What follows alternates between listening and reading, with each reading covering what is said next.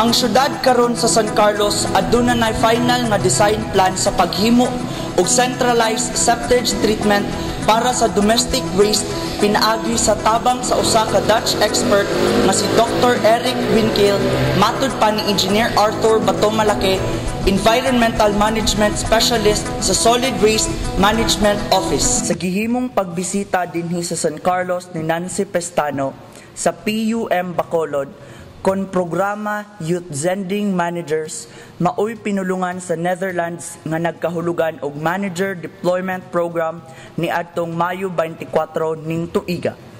Dugang pa ni Engineer Batomalake nga ang plan sa centralized septage treatment plant sa San Carlos ila pang ipalantaw ni Dr. Winkel nga maoy nag-introduce sa proyekto sa iyang pagbisita dinhi sa San Carlos.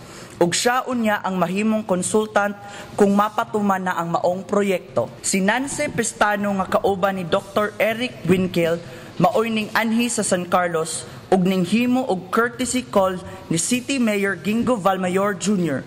alang sa pag-finalize sa nasangpit nga plano ug nahibal-an sa Dateline News Team nga tuyo usab ni Pestano ang pag-anhi sa San Carlos, mao usab ang pagtabang sa mga tag-iya sa mga hotel and restaurant sa San Carlos, kabahin sa pag-andam sa pagkaon, housekeeping ug customer service pinaagi sa seminar.